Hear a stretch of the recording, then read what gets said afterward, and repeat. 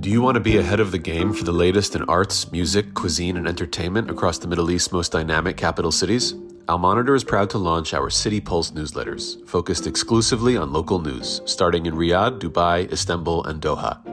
Each week, our on-the-ground writers in these cities cover the latest cultural happenings and trends, so you have everything you need to know for the best local experiences. To subscribe for free, go to almonitor.com, that's al-monitor.com, and sign up on our newsletter page. Welcome back to the Al Monitor Brief. I'm Adam Lucente.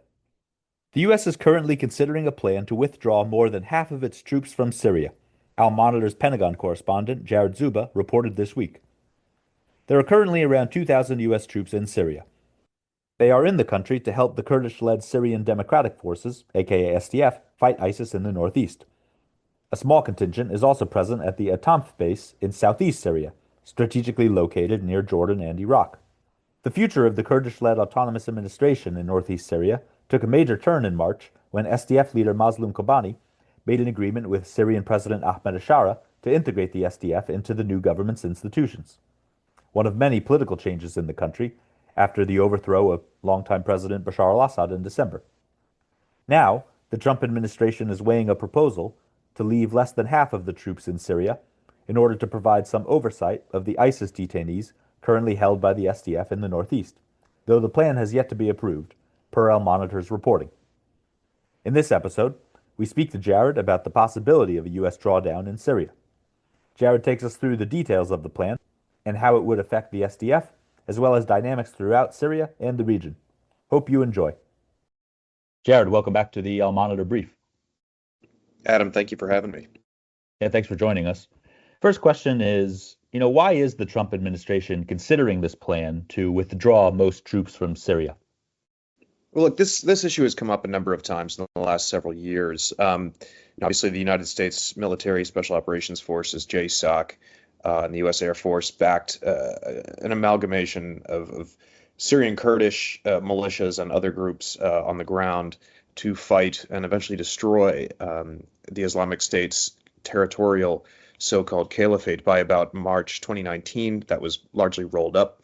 But U.S. troops have stayed in the country ever since, hunting down sleeper cells alongside the Kurdish-led so-called Syrian Democratic Forces, SDF. Probably 4, 5, 6 times maybe this has come up at the interagency level across a couple of administrations is, when is enough? How long does the United States military really have to stay in Syria to make sure ISIS doesn't come back? President Trump has made it very clear over the past several years, including during his first term, that he wants the U.S. military to have no part in Syria's overall civil war and then the wider complexities of the conflict. If you recall, back in 2018 and 2019, after phone calls with Turkish President Recep Tayyip Erdogan, Trump essentially pulled rank as the U.S. commander-in-chief and unilaterally ordered all U.S. forces out of Syria. At the time, the SDF, the Kurdish-led partner force of the U.S., was very vulnerable. It had no heavy artillery, no air support other than the U.S. military, which was backing it, and it was still not recognized by Damascus. Meanwhile, the Turkish military and the Sunni Arab militias that the Turkish military backed in northwest Syria were ready and poised to attack the Kurdish-led forces as soon as the United States got out of the way, which, as we all recall, that did occur in 2019, in the fall of 2019. Both of those White House orders were halted, and then the second order was partially reversed after backlash here in Washington, particularly from lawmakers in Capitol Hill. But this time, what you're beginning to see now, instead of a one-off, sort of off-the-cuff unilateral order from Trump, pulling rank on the Defense Department, is rather you're seeing the beginnings of an actual interagency process under the second Trump administration, whereby the Department of Defense, State Department, NSC, folks who are specialized in counterterrorism, they're going to get together and are likely now discussing or preparing to discuss a timeline for this and what the shape of a drawdown would look like and what the phases and conditions would be for an eventual future long-term full U.S. withdrawal from Syria, which is, as I'm told from my sources, not in the cards right now. What we are looking at right now is a potential reduction by maybe more than half of U.S. forces in the country, with some bases and outposts retained to keep some measure of eyes on, as they say, on the ISIS prisons that hold about 9,000 military-age males, captured suspected former ISIS fighters, and then about more than 40,000 of their suspected wives and children. You mentioned the relations between the Kurdish-led authorities in the northeast and the central government. How does the U.S. view the unity agreement between the Syrian Democratic Forces and Damascus? And is that dynamic influencing U.S. calculations on their own military presence in Syria? Well, U.S. officials encouraged the SDF to pursue the unity agreement with the new rulers in Damascus, former HTS senior leaders. So I think it's safe to say that the U.S. drawdown proposal would not likely currently be in the works at the interagency without it.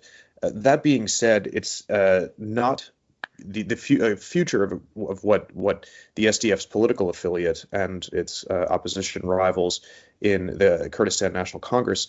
What they are seeking is autonomy for northeastern Syria, political autonomy, not a centralized top-down system under an authoritarian Damascus, which is what the people of northeast Syria of various ethnicities and religions lived under the Assad regime. And if you recall, Kurds were severely denied rights during the decades of Ba'athist rule under the Assad regime, both Bashar and his father Hafez. So the United States has never publicly claimed that it was keeping troops in Syria for any other reason than the defeat of ISIS. However, that presence of those troops does give the SDF and its political allies leverage in negotiations with Damascus, whether it was the Assad regime or the new former HTS rulers in control of the government now.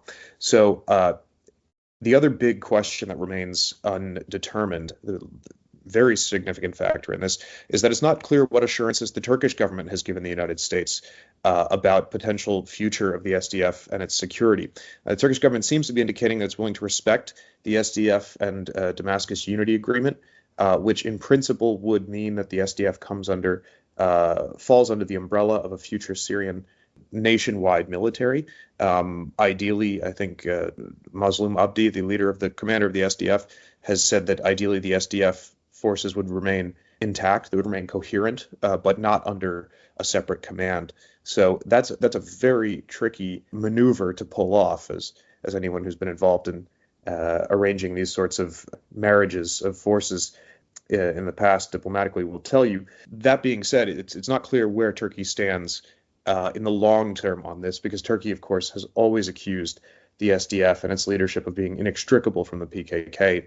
And it's not certain that Turkey's current overtures to the PKK and the peace talks, as they're being framed, will have significant bearing on Turkey's and the Turkish strategic designs on northeast Syria and the leadership there. As we know, there's been a very troubling series of assassinations going on, really a drumbeat of assassinations and deliberate destruction of civilian infrastructure by the Turkish military and intelligence in northeast Syria to sort of attempt to collapse the SDF leadership from the inside. And that led to some tensions with the United States in the aftermath of the de-ISIS campaign while U.S. troops were still on the ground there. So a U.S. drawdown, a U.S. withdrawal eventually will very likely almost certainly reduce this sort of perpetual thorn in the side of U.S.-Turkey strategic relations as NATO allies.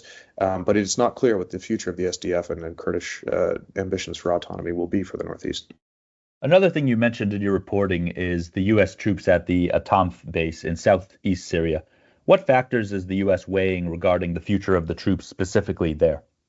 Well, you have to ask folks on the NSC for that one. But I think it's important to remember Atamf is a bit of a unique outlier in the U.S. de-ISIS mission, at least geographically. If you look at a map, of course, understanding the Syrian conflict and its aftermath, you got to know the geography on this. The Al-Tanf garrison lies on the Baghdad-Damascus highway at the juncture of the Syria, Iraq, and Jordanian borders. So sort of a lawless, flat desert region. Well, it's not entirely flat, but it's been basically ruled by smugglers for decades, if not hundreds of years. It was a key crossing first used by the Islamic State group, transferring fighters and weapons back and forth across the border from Syria and Iraq during leading up to the Battle of Mosul. And for that, U.S. Special Operations Forces inserted into Syria initially by the Obama administration took that position.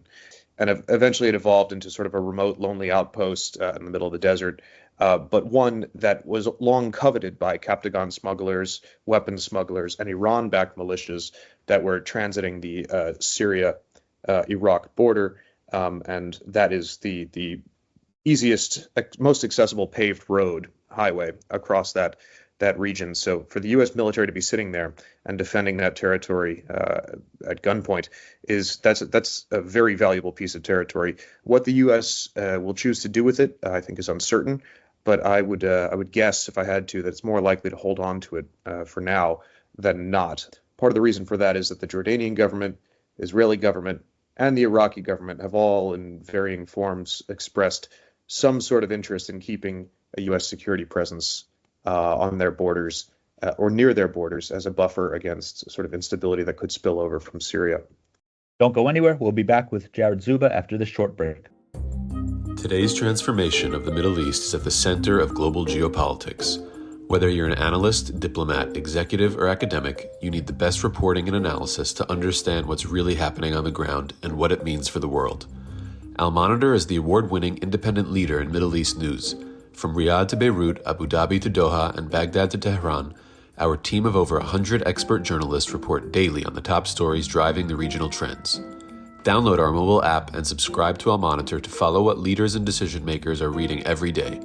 Go to almonitor.com, that's AL-MONITOR.com, and use promo code POD25, POD25, for a discount. Okay, we're back. Jared, the last question I want to get to quickly is about Iraq. You've mentioned in your reporting that the U.S. presence in Syria is dependent on U.S. maintaining a presence in Iraq because of the geography. What's the current status of the understanding between the U.S. and Iraq on the American troops there and their future? So the current planning that the Pentagon has put forth to the NSC is it doesn't, as far as I understand, and as far as our sources have said, involve plans to withdraw U.S. forces from Iraq in any significant number. As you know, there was an agreement for a timetable during the Biden administration with the Iraqi government to have an eventual departure or end of mission of the U.S.-led coalition in Iraq and transition to a sort of bilateral security relationship, which wouldn't necessarily mean a full withdrawal of U.S. troops, but a sort of rebranding and very likely a significant drawdown.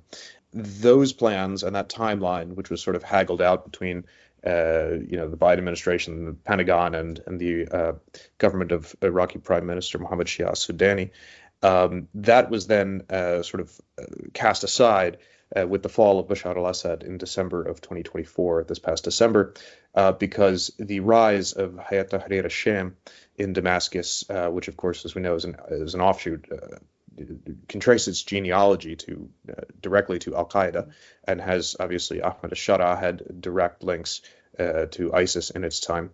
That really worried Iraqi security officials in Baghdad, and there were requests from the Iraqi government and Prime Minister Soudani's government to the U.S. to sort of reconsider the timeline that the Iraqis had pressed for, and then reached a compromise with the Americans on. I think I think the Iraqis wanted 1 year. Then Secretary of Defense Lloyd Austin, had proposed 3, and I think they came to somewhere in the middle. But that has been sort of sidelined that was subsequently sidelined in the fall of the Bashar al-Assad regime. So we'll see where it goes from here. It's clear that I think the Trump administration still hashing out its policy towards Syria and what the future of U.S. involvement there will be. But I think President Trump himself has given some subtle indications that he is keen to hand this off to Turkey. So we'll have to keep an eye on Turkey's discussions with the Iraqis and the Jordanians about how they want to pursue security operations to fill the vacuum that has now been left by the fall of the Assad regime, the drawdown of the Russians, and the withdrawal of the Iranians from Syria. Jared, thanks so much for your time, and we look forward to more of your reporting. Sure thing. Thanks for having me, Adam. Thanks for listening to the Al-Monitor Brief. Be sure to follow Al-Monitor for more on the stories impacting the Middle East. Until next time, I'm Adam Lucente.